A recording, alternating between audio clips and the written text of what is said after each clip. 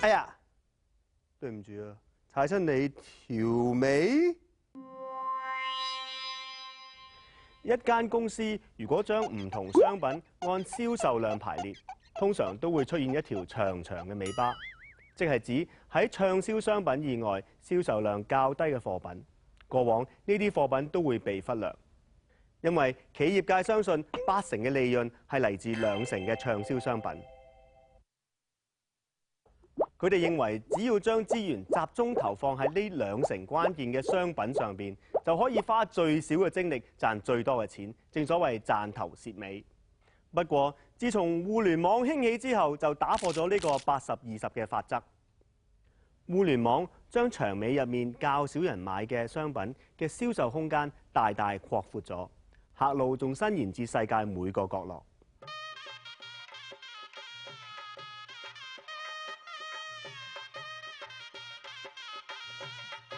間唔中我都會聽下啲冷門嘅音樂，或者好舊嘅歌。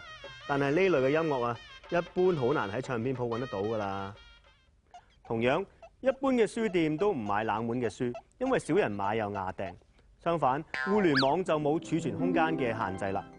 喺網上音樂庫同網上書店都可以輕易買到一啲非主流嘅音樂或者書籍。除咗商品之外，喺好多地方都可以揾到長尾㗎。以往要響媒體賣廣告成本好高，冇返咁上下規模嘅商戶都俾唔起錢啦。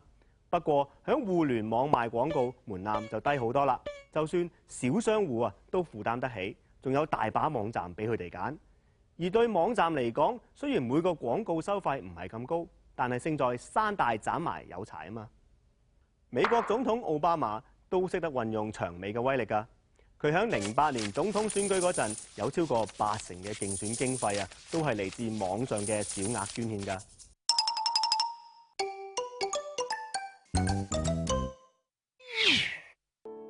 我唔制啊！我唔要同你分手啊！我呢5年為你付出咁多青春、咁多時間，我又成日上你屋企幫你執嘢，你點可以唔要我㗎？你放手啦！你捉住我唔放，只會令你錯過咗另一個更加好嘅男人。你唔好記住呢一筆已經沉沒咗嘅成本啊！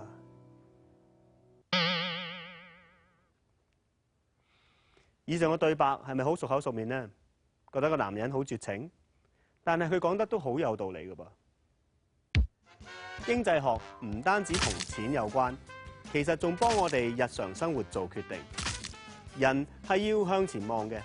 唔清楚邊啲係收唔返嘅成本，可能令你會蝕得更加多。我哋生活有時都處於一個兩難嘅局面。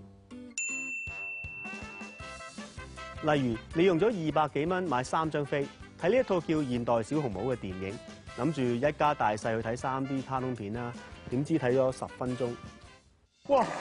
原來係套驚慄片嚟喎，睇睇下仲有狼人走出嚟，好驚啊！咁你會點選擇呢？A 俾咗200幾蚊睇3D，冇理由唔睇嘅。B 貨不對版，即刻走人。你係咪會揀 A 呢？如果你身邊有個經濟學家朋友，我諗佢會勸你揀 B， 即刻走，因為咁樣先最符合成本效益。既然依家套戲唔啱睇，如果繼續睇落去，咪只有浪費多個半鐘，仲驚到個細路要食定經散，損失仲多啦。俾多個例子啊！如果有朝你等緊巴士，等咗15分鐘，等極都冇車，但你又趕住返工喎，咁點算呢？